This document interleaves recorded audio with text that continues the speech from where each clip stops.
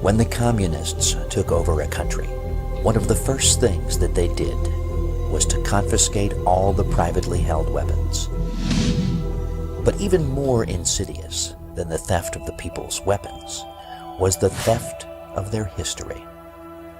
Official communist historians rewrote history to fit the current party line.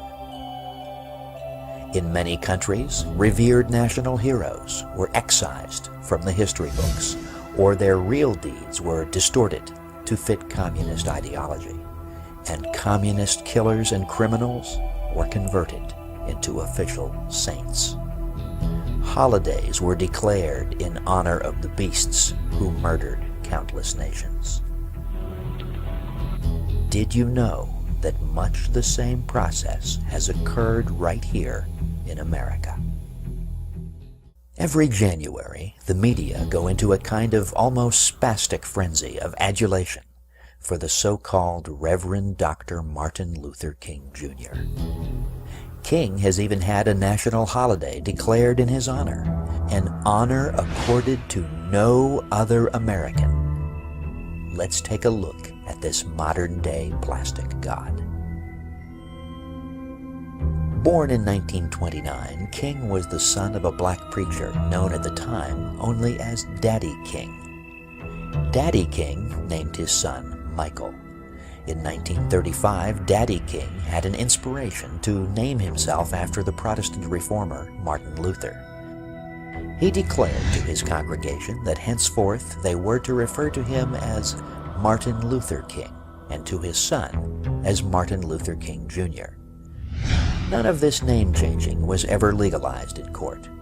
Daddy King's son's real name is to this day Michael King. The first public sermon that King ever gave in 1947 at the Ebenezer Baptist Church was plagiarized from a homily by Protestant clergyman Harry Emerson Fosdick entitled "Life is What You Make It," according to the testimony of King's best friend of that time, Reverend Larry H. Williams. The first book that King wrote, Stride Toward Freedom, was plagiarized from numerous sources, all unattributed, according to documentation recently assembled by sympathetic King scholars Keith D. Miller, Ira G. Zepp Jr., and David J. Garrow. And no less an authoritative source than the 4 senior editors of the Papers of Martin Luther King Jr., an official publication of the Martin Luther King Center for Nonviolent Social Change Incorporated, whose staff included King's widow Coretta, stated of King's writings at both Boston University and Crozer Theological Seminary, quote, "Judged retroactively by the standards of academic scholarship, his writings are tragically flawed by numerous instances of plagiarism. Appropriated passages are particularly evident in his writings in his major field of graduate study, systematic theology," close quote. King's essay, The Place of Reason and Experience in Finding God, written at Crozer, pirated passages from the work of theologian Edgar S. Brightman, author of The Finding of God. Another of King's theses, Contemporary Continental Theology, written shortly after he entered Boston University, was largely stolen from a book by Walter Marshall Horton. King's doctoral dissertation, A Comparison of the Conceptions of God in the Thinking of Paul Tillich and Harry Nelson Wyman, for which he was awarded a Ph.D. in theology, contains more than 50 complete sentences plagiarized from the Ph.D. dissertation of Dr. Jack Boozer, The Place of Reason in Paul Tillich's Concept of God. According to the Martin Luther King Papers, in King's dissertation, quote, "Only 49% of sentences in the section on Tillich contain 5 or more words that were King's own," close quote. In the Journal of American History, June 1991, page 87, David J. Garrow, a leftist academic who is sympathetic to King, says that King's wife, Coretta Scott King, who also served as his secretary, was an accomplice in his repeated cheating.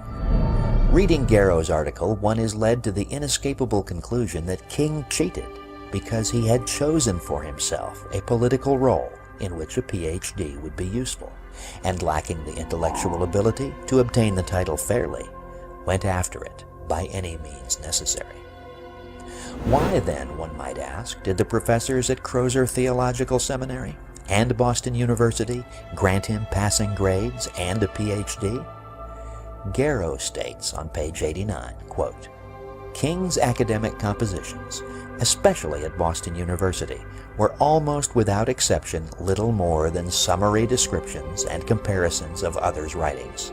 Nonetheless, the papers almost always received desirable letter grades, strongly suggesting that King's professors did not expect more." Close quote. The editors of the Martin Luther King Jr. papers state that, quote, "The failure of King's teachers to notice his pattern of textual appropriation is somewhat remarkable," close quote. But researcher Michael Hoffman tells us, quote, "Actually, the malfeasance of the professors is not at all remarkable. King was politically correct. He was black, and he had ambitions.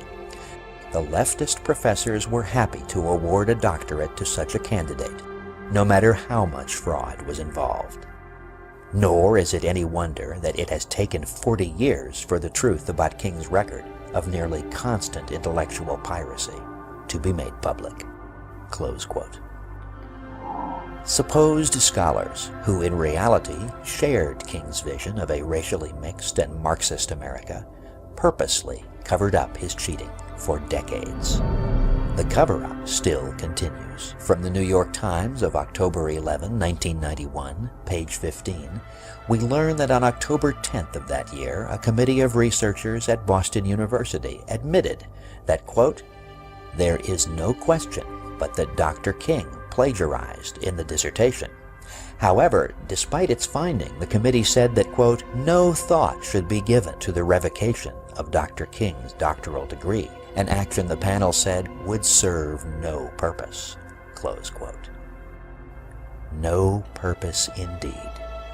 Justice demands that in light of his willful fraud as a student, the titles Reverend and Doctor should be removed from King's name.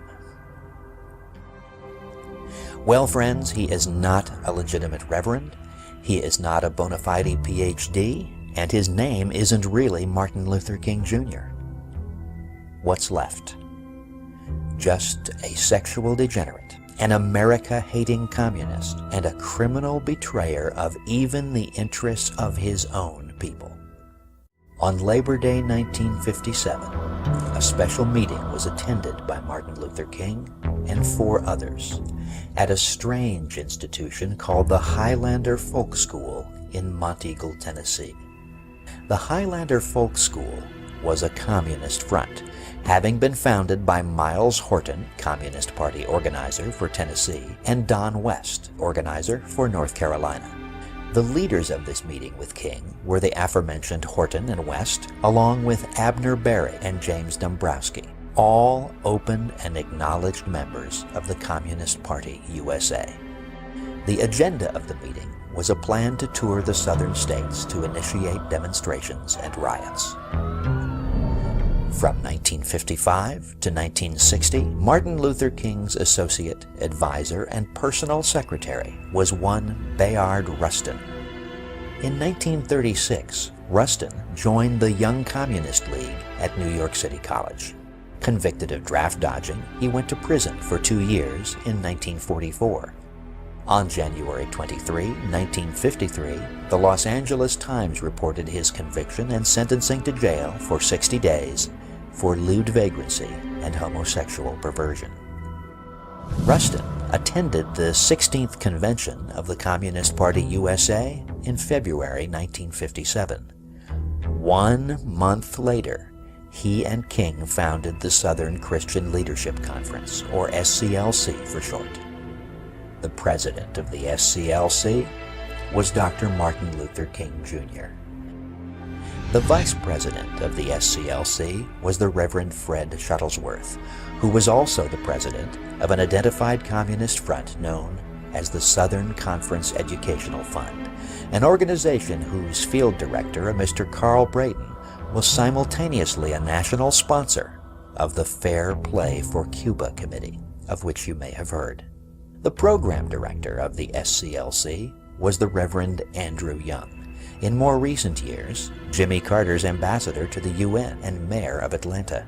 Young, by the way, was trained at the Highlander Folk School, previously mentioned.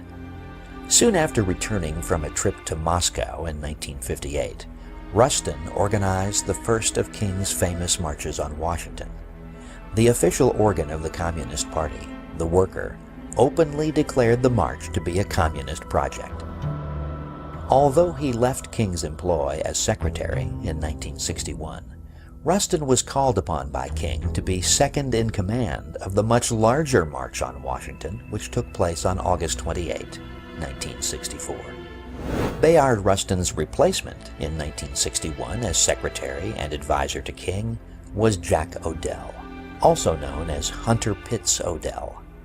According to official records, in 1962, Jack Odell was a member of the National Committee of the Communist Party USA. He had been listed as a Communist Party member as early as 1956. Odell was also given the job of acting executive director for SCLC activities for the entire Southeast, according to the St. Louis Globe-Democrat of October 26, 1962.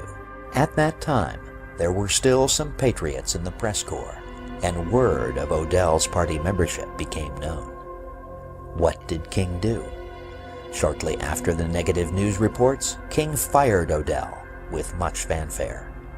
And he then, without the fanfare, immediately hired him again as director of the New York office of the SCLC, as confirmed by the Richmond News Leader of September 27, 1963. Also in 1963, a black man from Monroe, North Carolina, named Robert Williams, made a trip to Beijing, China. Exactly 20 days before King's 1964 March on Washington, Williams successfully urged Mao Zedong to speak out on behalf of King's movement. Mr. Williams was also around this time maintaining his primary residence in Cuba, from which he made regular broadcasts to the southern United States 3 times a week from high-power AM transmitters in Havana under the title Radio Free Dixie. In these broadcasts, he urged violent attacks by blacks against white Americans. During this period, Williams wrote a book entitled Negroes with Guns. The writer of the foreword for this book? None other than Martin Luther King, Jr. It is also interesting to note that the editors and publishers of this book were, to a man, all supporters of the infamous Fair Play for Cuba Committee. According to King's biographer and sympathizer, David J. Garrow, quote, King privately described himself as a Marxist, close quote. In his 1981 book, The FBI and Martin Luther King, Jr., Garrow quotes King as saying in SCLC staff meetings, quote, "We have moved into a new era, which must be an era of revolution. The whole structure of American life must be changed. We are engaged in the class struggle." Close quote. Jewish communist Stanley Levison can best be described as King's behind-the-scenes handler. Levison, who had for years been in charge of the secret funneling of Soviet funds to the Communist Party USA, was King's mentor and was actually the brains behind many of King's more successful ploys. It was Levison who edited King's book, Stride Toward Freedom. It was Levison who arranged for a publisher. Levison even prepared King's income tax returns. It was Levison who really controlled the fundraising and agitation activities of the SCLC. Levison wrote many of King's speeches. King described Levison as one of his, quote, closest friends. The Federal Bureau of Investigation had for many years been aware of Stanley Levison's communist activities. It was Levison's close association with King that brought about the initial FBI interest in King. Lest you be tempted to believe the controlled media's lie about racists in the FBI being out to get King. You should be aware that the man most responsible for the FBI's probe of King was Assistant Director William C. Sullivan. Sullivan describes himself as a liberal and says that initially, quote, "I was 100% for King because I saw him as an effective and badly needed leader for black people in their desire for civil rights," close quote. The probe of King not only confirmed their suspicions about King's communist beliefs and associations, but it also revealed King to be a despicable hypocrite, an immoral degenerate, and a worthless charlatan. According to Assistant Director Sullivan, who had direct access to the surveillance files on King, which are denied the American people, King had embezzled or misapplied substantial amounts of money contributed to the civil rights movement. King used SCLC funds to pay for liquor and numerous prostitutes, both black and white, who were brought to his hotel rooms, often 2 at a time, for drunken sex parties, which sometimes lasted for several days. These types of activities were the norm for King's speaking and organizing tours. In fact, an outfit called the National Civil Rights Museum in Memphis, Tennessee, which is putting on display the 2 bedrooms from the Lorraine Motel where King stayed the night before he was shot, has declined to depict in any way the occupants of those rooms. That, according to exhibit designer Gerard Eisterhold, would be, quote, "close to blasphemy." The reason? Dr. Martin Luther King Jr. spent his last night on Earth having sexual intercourse with 2 women at the motel and physically beating and abusing a 3rd. Sullivan also stated that King had alienated the affections of numerous married women. According to Sullivan, who in 30 years with the Bureau had seen everything there was to be seen of the seamy side of life, King was one of only 7 people he had ever encountered who was such a total degenerate. Noting the violence that almost invariably attended King's supposedly non-violent marches, Sullivan's probe revealed a very different King from the carefully crafted public image. King welcomed members of many different black groups as members of his SCLC, many of them advocates and practitioners of violence. King's only admonition on the subject was that they should embrace, quote, "tactical nonviolence," close quote. Sullivan also relates an incident in which King met in a financial conference with Communist Party representatives, not knowing that one of the participants was an infiltrator actually working for the FBI. J. Edgar Hoover personally saw to it that documented information on King's communist connections was provided to the President and to Congress, and conclusive information from FBI files was also provided to major newspapers and newswire services. But were the American people informed of King's real nature? No, for even in the 1960s, the fix was in. The controlled media and the bought politicians were bound and determined to push their racial mixing program on America. King was their man, and nothing was going to get in their way. With a few minor exceptions, these facts have been kept from the American people. The pro-King propaganda machine grinds on, and it is even reported that a serious proposal has been made to add some of King's writings as a new book in the Bible. Ladies and gentlemen, the purpose of this radio program is far greater than to prove to you the immorality and subversion of this man called King. I want you to start to think for yourselves. I want you to consider this. What are the forces and motivation behind the controlled media's active promotion of King? What does it tell you about our politicians when you see them almost without exception falling all over themselves to honor King as a national hero? What does it tell you about our society when any public criticism of this moral leper and communist functionary is considered grounds for dismissal? What does it tell you about the controlled media when you see how they have successfully suppressed the truth and held out a picture of King that can only be described as a colossal lie? You need to think, my fellow Americans. You desperately need to wake up.